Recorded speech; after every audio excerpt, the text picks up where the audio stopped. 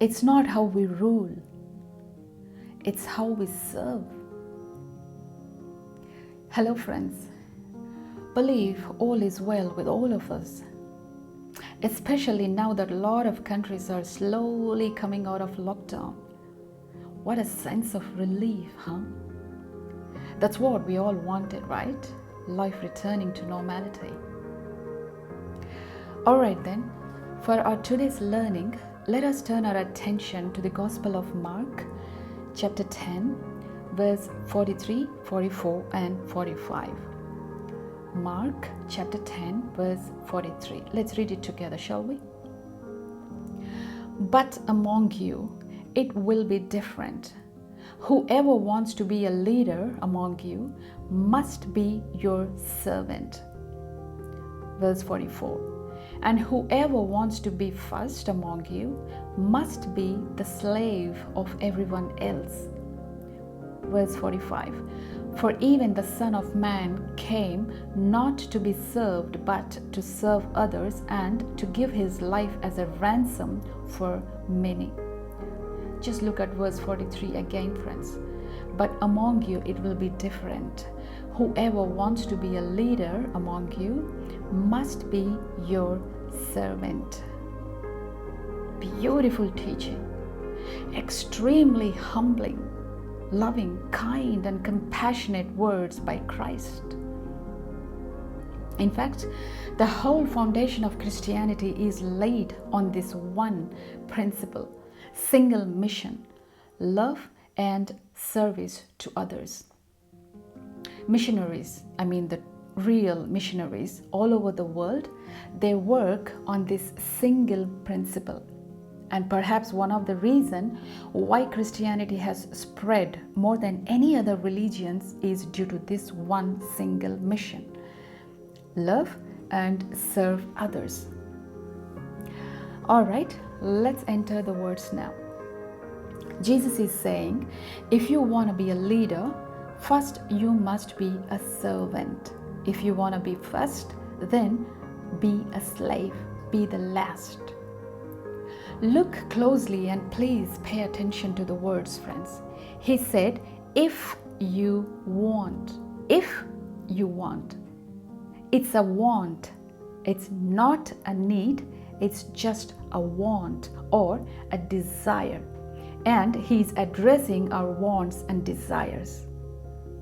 He said, when you see that you have a desire to be first, then you must become the last. If you want to be a leader, first become a slave. Quite opposite, isn't it? Does it mean that Jesus is encouraging us to have desires? Especially desires like this? To be the leader means to possess power, to be the first, be on the top. Looks a bit strange, isn't it?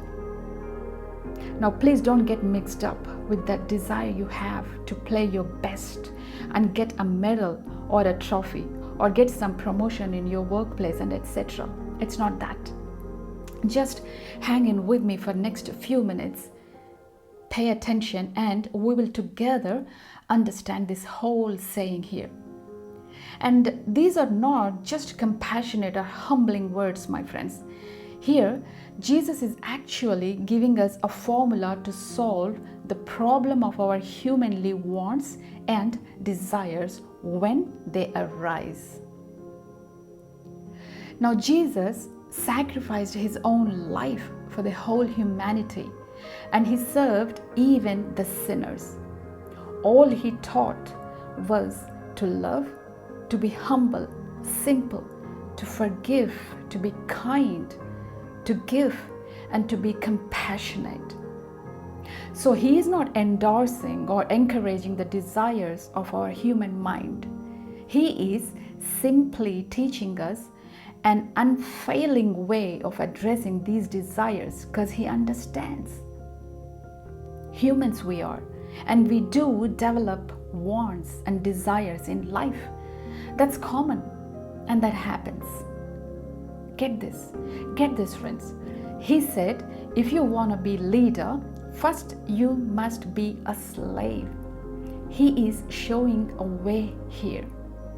He did not say, kill the thought of wanting to be the leader. He did not say, burn the desire of wanting to be the first and to be served.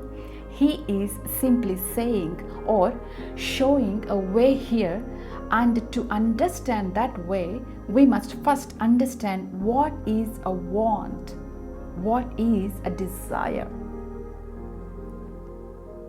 A desire is the final form of a thought which you've had for some time that has gradually become strong. We see something, we like it. Immediately a thought surfaces in our mind to have it, to touch it, to feel it, to possess and to own it. Then follows our imaginations of having it and the happiness attached to it, which adds strength to that thought, and finally it becomes a desire, a strong desire. And now your sleepless nights have begun. And it's the very nature of a thought or a desire that the more you try to avoid it, the more you try to suppress it, move away from it, or the more you try ignoring it, the more it comes back to you. And it comes back in a bigger way. It's like your own shadow. If you have noticed, your shadow is bigger and taller than you. And it never leaves you. It's always behind you, chasing you. You cannot escape from it unless you turn your back, face it, and it no more chases you. Just like your shadow. Whatever you avoid, suppress, or run away from, you are bound to face that same thing one way or the other. It's bound to be so because life has its own ways of teaching us.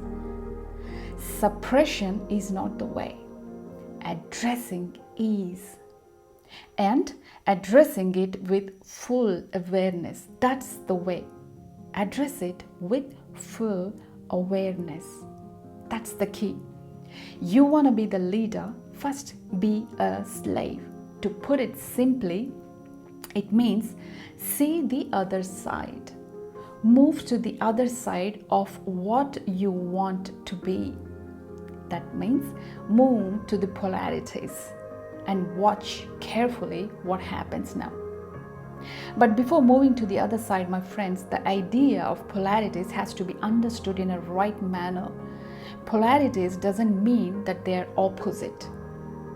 It just means that they are the other end, the other side of the coin, so to say. So don't think that you must be an evil person if you want to become a good human being. It's not like that. Please use your discernment. All right, address the desire by moving to the other side with complete awareness. Life is like a walk on the rope. You want to be the leader, you want to be first. So right now, you are standing completely on one side of the rope, on the left end of the rope. Observe and closely take a look. You will find that there's no balance and you might fall down here. Understand it. Now, walk to the other end of the rope, to the other side. Observe now. Even at this end, there is no balance. And you will fall down at this end as well. Understand both sides. When you are at extremes, fall is inevitable. When you are at extremes, fall is inevitable. Now, if you have walked with awareness from that end to this end, you would discover that somewhere in the middle or in the center, there is a balance. When you were at the center, you would have experienced a sense of stability, even if it was just for a moment. A kind of balance, stability, steadiness. Now you've seen and walked both ends. So you have understood that there are fair chances of falling down at both ends. And it is only at the center there is that balance. In life, when you are in the center, you are balanced. There are wants and desires on this end, and there are wants and desires on that end as well. Only in the center, where you're balanced, there are no wants, there are no more desires. You're steady and balanced in life. And since you're balanced and you're empty of any wants or desires, now life will come running to you and fill you up. Life knows, and it knows well to teach us the way of life. You wanted to be the leader, and you have addressed it by walking to the other end, by becoming like a servant. Having seen the other side, now you know how it is to be a servant, how it feels to be a servant. Now you know how to serve. If you know and understand what is to be poor, if you know and understand the pain of hunger, only then you can become the true leader who can feed the hunger and poor. Or else, how is it possible? You wanted to be first. You moved to the other end. And now you have experienced how it feels to be the last. In this whole process, you have experienced and understood both sides. And that will automatically make you humble, kind, balanced, desireless, wise. It'll make you trustworthy, caring, and compassionate. Go and talk to people who are serving in any way. Talk to the ones who have seen both shades of life, both ends of life. They will teach you everything that no religious organization or no university can ever teach you. You want to become the leader. First, you become the servant, a slave. You see, a servant, he doesn't have too many desires. He's just happy if he has food for the day. And all he cares about is when is the master coming home and how to please and how to serve him. You go and ask a servant if he wants to become a leader, he'll just laugh at you and walk away because he doesn't have such desire. All he's thinking is the interests and needs of his master or whomever is serving. When your mind and heart develop this kind of humility, steadiness, compassion, then you think less for yourself and more for the other fellow human beings. This keeps you humble in serving mentality, and only when you have that heart to serve others, the ability to minister to others is when you can become a minister. You can become a leader. If all the time you think only about you, your spouse, your marriage, your children, your desires, your dreams, your wants, living the whole life just for yourself, where do you have place for others in life? No, not in heart, not in your mind. How could God trust you with others? You're so full of yourself, all the time carrying that heavy, dead weight of your wants, your desires, your problems, your selfish ideas. You're dragging your feet to even make few steps ahead, let alone being the first. How can you possibly imagine to lead others and be a leader? How can you be first when you don't understand how it is to be the last? People who want to be leaders, just leaders, to be first on the top, to rule, they fail utterly. That's why Hitlers, Napoleons, Gaddafis fail. But people who want to serve, they succeed and they live forever. That's why Mother Teresa's, Mandelas, Gandhis succeed and they live forever.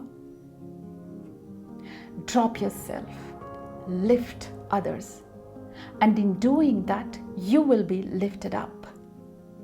Stop expecting others to serve you and your interests. Instead, you serve others, because you cannot be served unless you serve the serving. Let me repeat that for you, my friends.